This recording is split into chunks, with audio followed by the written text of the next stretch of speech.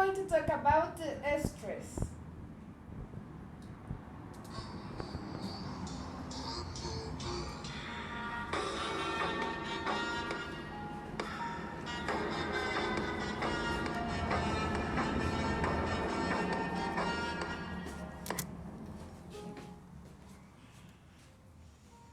The stress, some herbal medicine to cure the stress. We have valerian, chamomile, lavender, and lemon balm. What can cause the stress? The stress can cause anxiety, high pressure blood, and diabetes type 2. If you want to take a medicine, I recommend you the prazosin.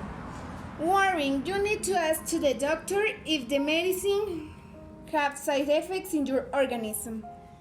The ingredients of the prazosin are valerian, lemon balm, and chamomile. In the advancements in the future, we're going to have electronic toxins to cure the stress. We have some suicides in Mexico for stress. We have one graphic, the second graphic. These are the suicides in Latin America. This is one graphic, the second graphic, and the graphic future. We're going to see another video saying what is the nanotechnology.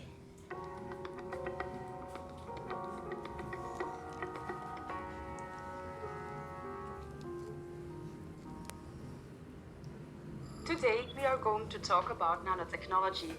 When we say something is nano, we mean it is very small. The size of 1 nanometer is 1 billionth of a meter, which is about 100,000 times smaller than the width of a human hair. Making new things at this incredibly small scale is called nanotechnology, and it's one of the most exciting and fast-moving areas of science today.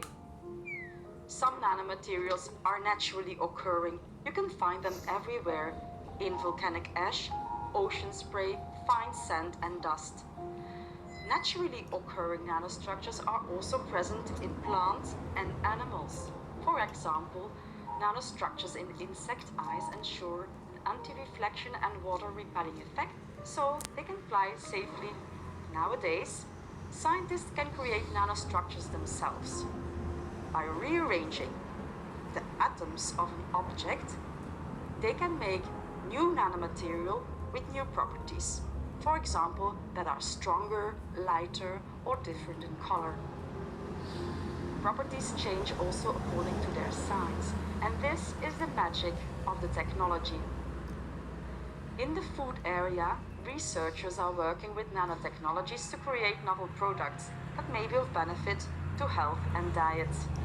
For example, nanosilver has antibacterial properties that can be used in food contact material such as cutting boards. In food supplements, nano-sized carriers increase absorption of nutrients. Nanosensors can be incorporated into packaging to monitor the quality and shelf life of food from manufacturers to consumers. It can also make food ingredients tastier or healthier. Carving up a grain of salt into small nano-sized grains increases its surface area significantly. This means that your food needs far less salt to be equally tasty. This is good news for those who like crackers but are worried about their blood pressure. We need to make sure that food nanotechnologies do not cause harm to consumers. This is why in the EU, engineered nanomaterials in food require a safety assessment. Their specific properties need to be taken into account when assessing impact on human health and the environment. And this is where EFSA comes in. Over the coming years, nanotechnology will touch the lives of all of us. Like many scientific advances, it brings uncertainty and potential risks. It is up to scientists, business and governments to make it work. that is the end of the video. One benefits of the nanotechnology are the electronic toxins. We're going to see another video saying what is the biotechnology. What is biotechnology? Since bio is usually related to living organisms and technology related to mechanics and computing, so perhaps biotechnology is related to bionic augmented superhumans? Actually, not quite so. Technology is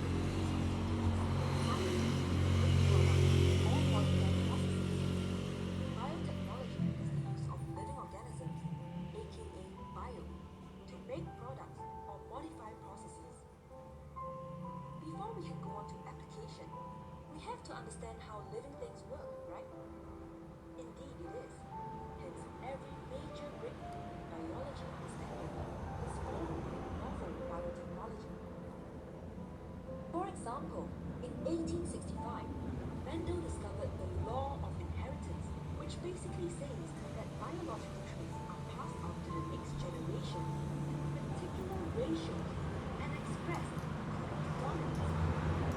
This related to the creation of artificial application. Animals and plants are bred selectively to develop preferred biological traits. In modern day, the central principle behind biology lies in genetics, or DNA. DNA's building blocks, A, T, G, C, can be seen as sort of a life code that is universal to all living things. A string of these life codes put together in a particular sequence instructs specific protein formation, resulting in life as we know it. This is kind of similar to how alphabets in English can be regarded as communication codes and universal to all English words. A string of alphabets or communication codes put together in a particular sequence instructs a particular word, resulting in communication codes. The technological application is to novel and non-conventional ranging from GMO crops in agriculture to gene therapy in medicine. It usually employs the method of introducing DNA from one species into another, or silencing existing genes to achieve specific biological traits. Think about it in a certain way. It is kind of similar to forming new words like chillax, from chill and relax. So, in summary, biotechnology is the technological application of biology oriented to serve our life. What are some biotechnologies you think of, and what is the future of biotech? Share it with us. That is the end of the video. One of the benefits of the biotechnology is that we're going to have more medicines effective. We're going to see another video of the botany. Why do we need to conserve tropical rainforests? Are genetically modified crops safe to eat? Is it true that peat bogs have more carbon than all of the world's forests combined? Throughout history, the study of plants, known as botany, has contributed to our understanding and quality of life. In this course, we learn the names and stories of specific plants. We examine fundamental principles from all the plant sciences. You'll learn how the enormous variety of plants is linked to the enormous variety of possible solutions to the basic problems of life. We consider the historic context, looking at the achievements of scientists such as Gregor Mendel, Charles Darwin, and Barbara McClintock. Are you aware that plants can move, sense sounds, counteract pollution, even solve crimes? Plants are crucial to the survival of most land animals. They are vital resources and play a key role in ecological stability. Join me for a course combining the best of botany, old and new, in a celebration of the science of plants. Plant Science, An Introduction to Botany, taught by Professor Catherine Clyer. Order it now from the Great Courses. The benefits of the botany is that we're going to have medicine about plants. And this is this propaganda. Thank you for your attention. Bye.